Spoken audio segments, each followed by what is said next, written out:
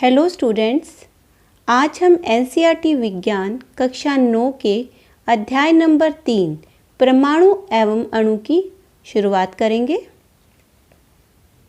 प्राचीन भारतीय एवं ग्रीक दार्शनिक द्रव्य के अज्ञात एवं अदृश्य रूपों से सदैव चकित होते रहे। पदार्थ की विभाज्यता के मत के बारे में भारत में बहुत पहले लगभग 500 ईसा पूर्व विचार व्यक्त किया गया था। भारतीय दार्शनिक महर्षि कनाड ने प्रतिपादित किया था कि यदि हम द्रव्य को विभाजित करते जाएं तो हमें छोटे छोटे कण प्राप्त होते जाएंगे और अंत में एक सीमा आएगी जब प्राप्त कण को पुनः विभाजित नहीं किया जा सकेगा, अर्थात वह सूक्ष्मतम कण अविभाज्य रहेगा। इस अविभाज्य सूक्ष्मतम कण को उन्होंने परमाणु कहा। यानी इस पैराग्राफ से हम समझ सकते हैं कि सबसे पहले महर्षि कनाड, जो कि एक भारतीय दार्शनिक थे, उन्होंने परमाणु के बारे में बताया और उन्होंने परमाणु के बारे में कहा कि वह पदार्थ का वह सूक्ष्मतम कण होता है जो अविभाजित रहता है। एक अन्य भारतीय दार्शनिक पगुदा कातायम ने इस मत को विस्तृत रूप से समझाया और कहा कि ये कण सामान्यतः संयुक्त रूप में पाए जाते हैं जो हमें द्रव्यों के भिन्न भिन्न रूपों को प्रदान करते हैं। एक अन्य भारतीय दार्शनिक पकुदा कात्यायाम ने मत दिया था कि परमाणु सामान्यतः संयुक्त रूप में पाए जाते हैं और हमें द्रव्य के विभिन्न रूप प्रदान करते हैं। लगभग इसी समय ग्रीक दार्शनिक डेमोक्रिटस एवं ल्यूसिपस ने सुझाव दिया था, यदि हम द्रव्य को विभाजित करते जाएं तो एक ऐसी स्थिति आएगी जब प्राप्त कण को पुनः विभाजित नहीं किया जा सकेगा। उन्होंने इस अविभाज्य कण को परमाणु कहा था। ग्रीक दार्शनिक डेमोक्रिटस और ल्यूसिपस ने भी सेम वही बात कही जो हमारे महर्षि कनाड और महर्षि पकुदा ने कही थी। उनके अनुसार भी पदार्थ का सूक्ष्मतम कण जिसे विभाजित नहीं किया जा सकता परमाणु है। ये सभी सुझाव दार्शनिक विचारों पर आधारित थे। इन विचारों की वैधता सिद्ध करने के लिए 18वीं शताब्दी तक कोई अधिक प्रयोगात्मक कार्य नहीं हुए। 18वीं शताब्दी के अंत तक वैज्ञानिकों ने तत्वों एवं यौगिकों के बीच के भेद को समझा और स्वाभाविक रूप से ये पता करने के लिए इच्छुक हुए कि तत्व कैसे और क्यों संयोग करते हैं। जब तत्व परस्पर संयोग करते हैं तब क्या होता है।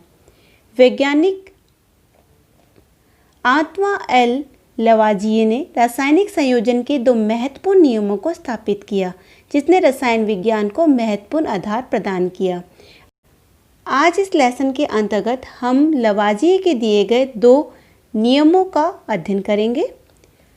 द्रव्यमान संरक्षण का नियम। जब भी कोई रासायनिक परिवर्तन होता है या कोई रासायनिक अभिक्रिया होती है तो नए द्रव्यमान का ना तो सर्जन होता है न ही विनाश होता है। यानी हमने जितने क्रियाकारकों की मात्रा ली है उतने ही क्रियाफल बनेंगे। यानी द्रव्यमान क्रियाकारकों और उत्पादों के जो द्रव्यमान है उनमें कोई अंतर नहीं आएगा। इसके लिए हम एक क्रियाकलाप करते हैं। एक्स और वाई रसायनों का एक युगल बनाते हैं। कॉपर सल्फेट, बेरियम क्लोराइड और लेड नाइट्रेट का एक्स युगल, sodium carbonate, sodium sulphate, sodium chloride का वाई युगल। एक्स और वाई युगलों की सूची में से किसी एक युगल के रसायनों के अलग अलग 5% विलयन जल में तैयार करते हैं। किसी एक युगल का आपको तैयार करना है 5% विलयन। युगल विनिमय में से वाई के विलयनों के कुछ मात्रा को एक फ्लास्क में लेते हैं और एक्स के विलयन की कुछ मात्रा को एक ज्वलन नली में लेते हैं। ज्वलन नली को फ्लास्क में इस प्रकार लटकाते हैं ताकि दोनों विलयन परस्पर मिश्रित न हो। तत्पश्चात फ्लास्क के मुंह पर एक कॉर्क लगा देते हैं।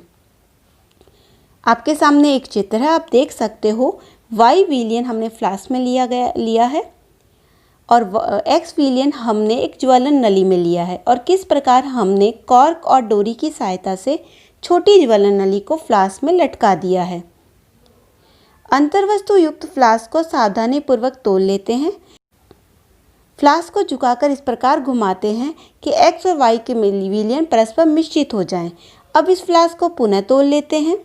फ्लास्क के द्रव्यमान और अंतर्वस्तुओं में क्या परिवर्तन आपको दिखाई देता है? तो जब दोनों विलयन मिलते हैं तो एक रासायनिक अभिक्रिया होती है, लेकिन रासायनिक अभिक्रिया होने के बावजूद भी फ्लास्क के द्रव्यमान में कोई अंतर नहीं आता है। यानी जब हमने ज्वलन नली के X और Y विलयन को नहीं मिलाया था तब भी द्रव्यमान वही था और मिलाने के पश्चात भी द्रव्यमान वही रहा। तो हम ये निष्कर्ष निकालते हैं कि द्रव्यमान संरक्षण के नियम के अनुसार किसी रासायनिक अभिक्रिया में द्रव्यमान का न तो सृजन किया जा सकता है न ही विनाश। हमारा द्वितीय नियम जो है रासायनिक संयोजन का वो है स्थिर अनुपात का नियम। लवाजिये एवं अन्य वैज्ञानिकों ने इस बात पर प्रकाश डाला कि कोई भी यौगिक दो या दो से अधिक तत्वों से निर्मित होता है। यानी एक यौगिक जो है वो दो या दो से अधिक तत्वों से बनेगा, जो कि हम पिछले अध्याय में पढ़ चुके हैं। इस प्रकार प्राप्त यौगिकों में इन तत्वों का अनुपात स्थिर होता है, चाहे इसे किसी स्थान से प्राप्त किया गया हो या फिर किसी से भी बनाया गया हो। चाहे किसी भी स्थान से इसे प्राप्त किया जाए या कोई भी इसे बनाए या किसी भी स्थान पर इसे बनाया जाए, जब भी यौगिक में तत्वों का संयोजन होता है उसका अनुपात सदैव स्थिर रहता है। जैसे कि उदाहरण लेते हैं जल का। जल में हाइड्रोजन और ऑक्सीजन द्रव्यमानों का अनुपात सदैव 1:8 होता है, चाहे जल का स्रोत कोई भी हो। इसी प्रकार यदि 9 ग्राम जल का अपघटन करें तो सदैव 1 ग्राम हाइड्रोजन और 8 ग्राम ऑक्सीजन ही प्राप्त होगी। अमोनिया में नाइट्रोजन और हाइड्रोजन द्रव्यमानों के अनुपात सदैव 14:3 के अनुपात में रहते हैं, चाहे अमोनिया किसी भी प्रकार से निर्मित हुई हो या फिर किसी भी स्रोत से ली गई हो। उपरोक्त उदाहरणों से स्थिर अनुपात के नियम की व्याख्या होती है, जिसे निश्चित अनुपात का नियम भी कहते हैं। प्राउस ने इस नियम को इस प्रकार व्यक्त किया था, किसी भी यौगिक में तत्व सदैव एक निश्चित द्रव्यमानों के अनुपात में विद्यमान होते हैं। वैज्ञानिकों की अगली समस्या इन नियमों की उचित व्याख्या करने की थी। इन नियमों की व्याख्या करने का प्रयास सबसे पहले जॉन डाल्टन ने किया था। जॉन डाल्टन का जन्म 1766 में इंग्लैंड के एक गरीब जुलाहा परिवार में हुआ था। 12 वर्ष की आयु में उन्होंने एक शिक्षक के रूप में अपनी जीविका शुरू की। 7 साल बाद वह एक स्कूल के प्रिंसिपल बन गए। सन 1793 में जॉन डाल्टन एक कॉलेज में गणित, भौतिकी व रसायन शास्त्र पढ़ाने के लिए मैनचेस्टर चले गए। वहाँ पर उन्होंने अपने जीवन का अधिकांश समय शिक्षण और शोध कार्य में व्यतीत किया।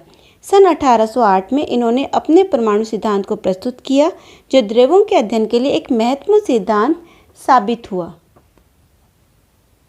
डाल्टन ने द्रव्यों की विभाज्यता का विचार प्रस्तुत किया, जिसे उस समय तक दार्शनिकता माना जाता था।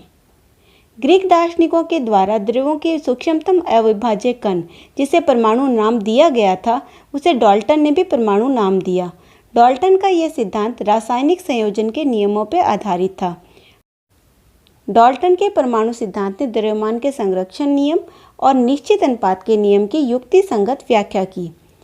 डाल्टन के परमाणु सिद्धांत के अनुसार सभी द्रव्य, चाहे तत्व, यौगिक या मिश्रण हो, सूक्ष्म कणों से बने होते हैं, जिन्हें परमाणु कहते हैं। डाल्टन के सिद्धांत की विवेचना निम्न प्रकार से कर सकते हैं। सभी द्रव्य परमाणुओं से निर्मित होते हैं। परमाणु अविभाज्य सूक्ष्मतम कण होते हैं, जो रासायनिक अभिक्रिया में न तो सृजित होते हैं न ही उनका विनाश होता है। दिए गए तत्व के सभी परमाणुओं का द्रव्यमान और रासायनिक गुणधर्म समान होते हैं। भिन्न भिन्न तत्वों के परमाणुओं के द्रव्यमान और रासायनिक गुणधर्म भिन्न भिन्न होते हैं। भिन्न भिन्न तत्वों के परमाणु परस्पर छोटी पूर्ण संख्या के अनुपात में संयोग कर यौगिक निर्मित करते हैं। किसी भी यौगिक में परमाणुओं की सापेक्ष संख्या एवं प्रकार निश्चित होते हैं।